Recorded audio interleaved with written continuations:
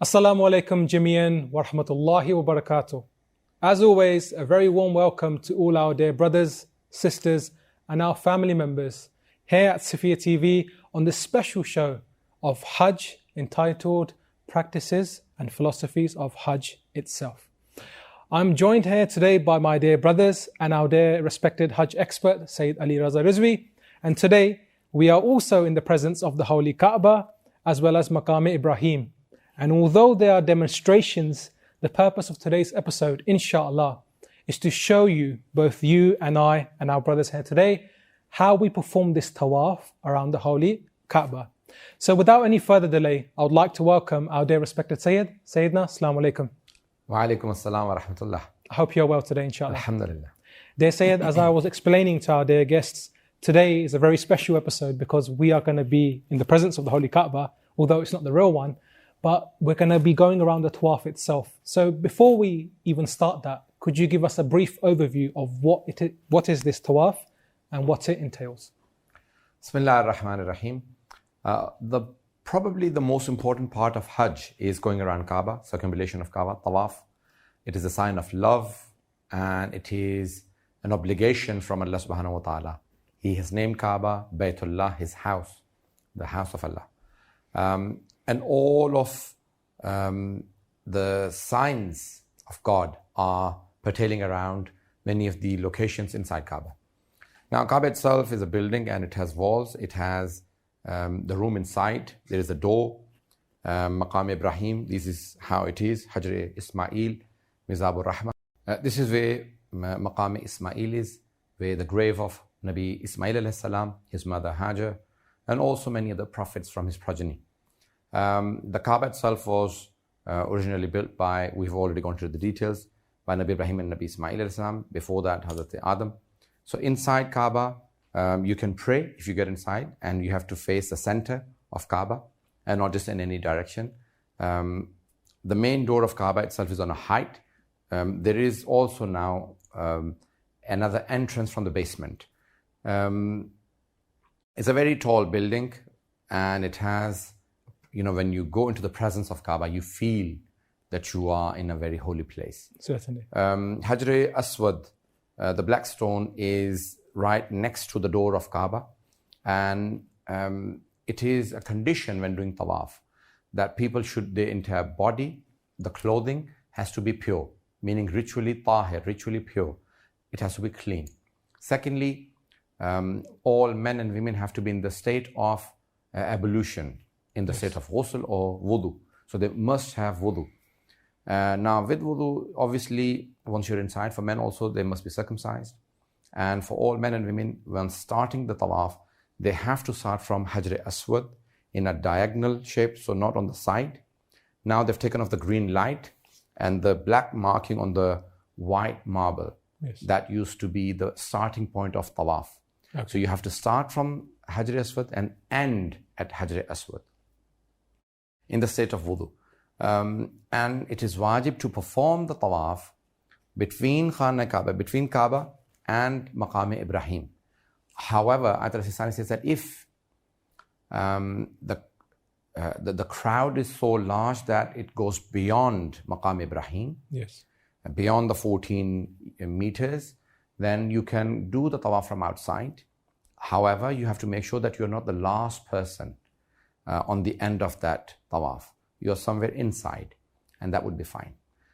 You cannot do the tawaf from the first and second floor. It has to be on the ground floor. And Hajr Ismail has to be included in your tawaf. Your left shoulder must always remain towards Kaaba while doing tawaf at all times. So when you move out, you quickly must turn your left shoulder again towards Kaaba and not just walk out while your shoulder is facing outside the direction of Kaaba. So Hajr Ismail should be included in your tawaf. You should do the tawaf from outside Hajr Ismail. And we'll explain further details as we go along. Okay, and just one point there, Syed, in terms of our intention, what should that be? And can we say it in any language? Does it have to be out loud or in our heart? Very good question. So it is very important that we realize that in Umrah Mufrada, which is when you go for Umrah or Umrah Tamattu, which is for Hajj Tamattu, or the Tawaf of Hajj. In all of them, Tawaf is wajib and a pillar, it's a rukn. And therefore, you must make an intention to please Allah subhanahu wa ta'ala. And that intention has to be performed before you begin your Tawaf at the point of Hajr Aswad. So you must begin your intention. Intention doesn't have to be said verbally. It can be in any language. It is in your heart. You remind yourself that I'm doing Tawaf of Kaaba for Umrah Tamattu or Hajj Tamattu or Umrah Mufrada, for Hijjatul Islam if it is for Hajj Tamattu, Wajib Qurbatan ilallah. And that's when you begin your Tawaf. Okay. Thank you, dear Syed. So I guess it's quite an exciting time. So with your permission, inshallah, we'll begin the process itself. Yes. Just before we begin the Tawaf, I would like to emphasize that the body have to be covered. Anyone who is doing Tawaf, the men have to cover their private parts and continue wearing their ihram. For women, the entire body has to be covered except for their faces, and they can leave out their hands up to their wrists. And so these parts they can leave out, the hands up to the wrist and the face. The rest of the body they must cover while doing Tawaf. It is the only place, Kaaba, where men and women are doing Tawaf together, can pray together. In all other places, this exception does not apply. Men and women must sit separately and must perform their prayer separately as well. Okay. And if they're praying together, then women must pray behind the men. But in Masjid al-Haram, that is an exception. Okay. Bismillah. So we'll make a start then, brothers. Bismillah. Yes. Can I just emphasize Sure. that you have to make sure that you start your Tawaf from Hajr Aswad. Okay. So diagonally, Hajr Aswad, so you have to go behind and then start again.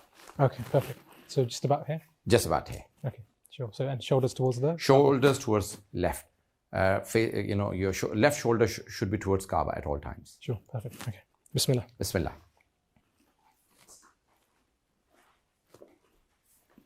Is there anything we can recite or? While you're doing Tawaf, it is mustahab to perform certain supplications from Imam Sajjad alayhi salam. If you don't know those supplications, you can read them off.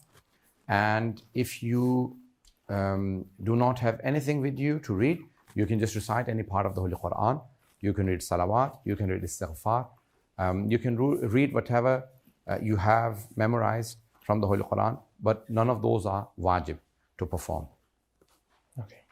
While doing Tawaf, you have to make sure that you walk yourself and the crowd does not push you and lead you. Okay. Brother, I would request that you remember that while doing Tawaf, you must not turn around, or while doing Tawaf, do the ziyarat of Kaaba. Once you complete your Tawaf, that's when you can go back and kiss the sitr of Kaaba and do the ziyarat. Thank you. If you can continue.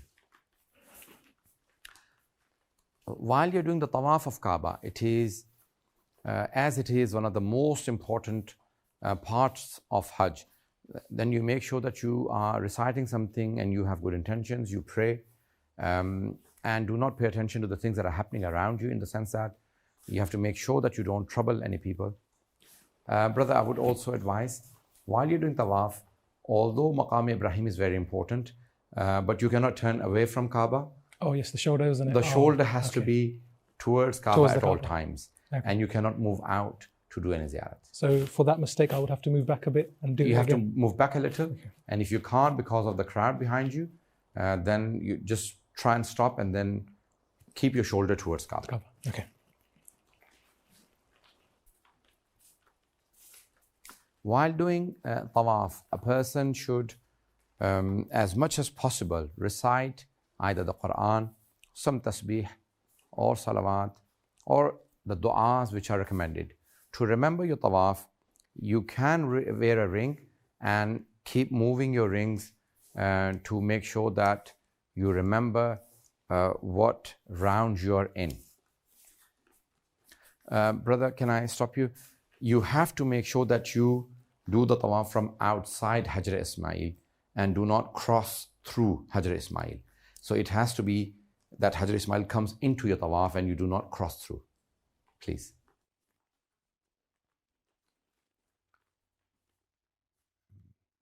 Tawaf is an ibadat which is a sign of love. So if you can shed some tears, it will be quite difficult, but the love of Allah subhanahu wa ta'ala make it easy for you.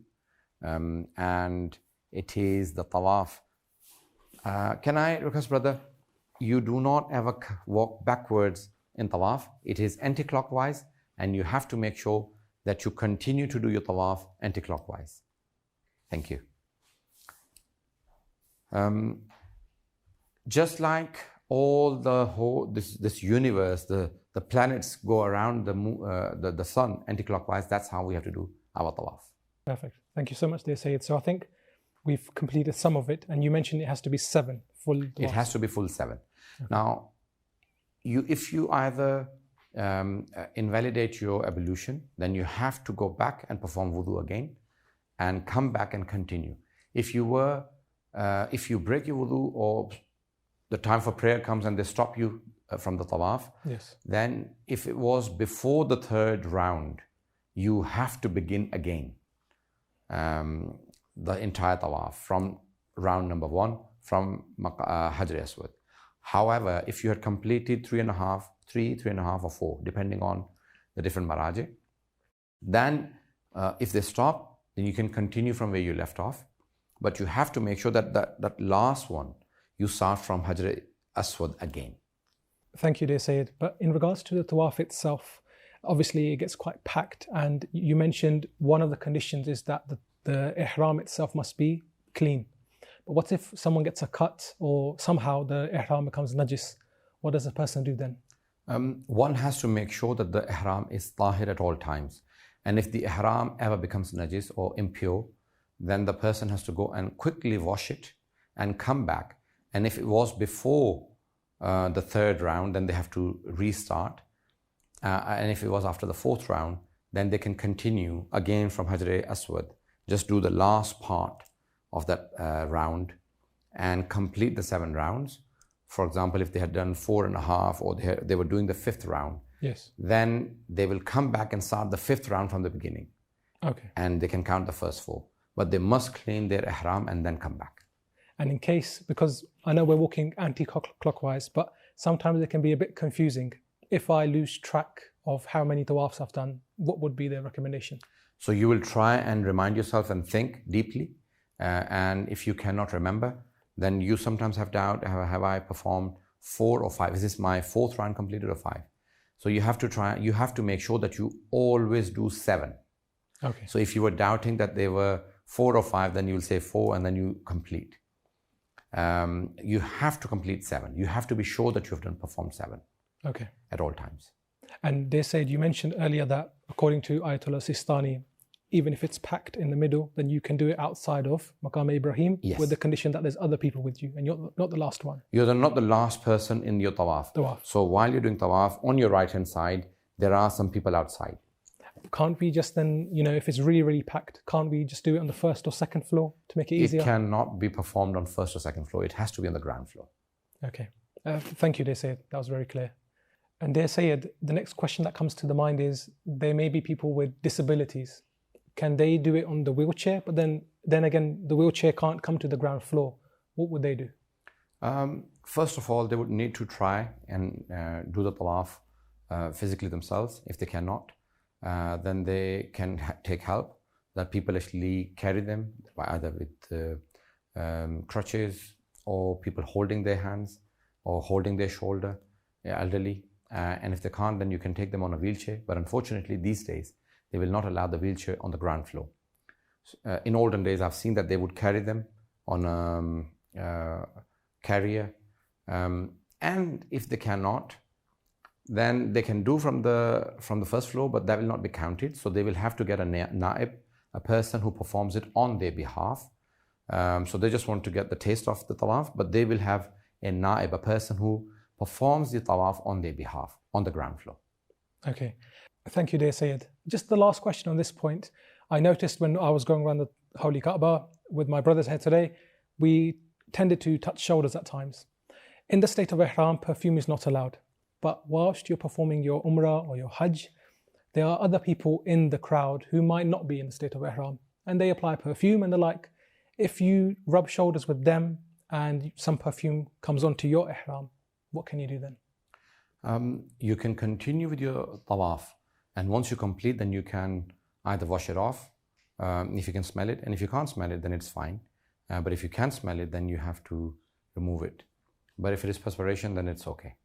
It's only the perfumes that you have to remove. Perfect. Thank you so much, dear Syed. Thank you for your efforts and your time here today. Dear viewers, once more, a very warm thank you to all of you as well for joining us on this journey. As I was mentioned, we're doing this together. The brothers, myself, our Hajj expert, as well as you. So I hope you found that very useful. From the Safiya TV team here today, we thank you all. Please remember us in your du'as. Until next time, wassalamu alaikum wa rahmatullahi wa barakatuh.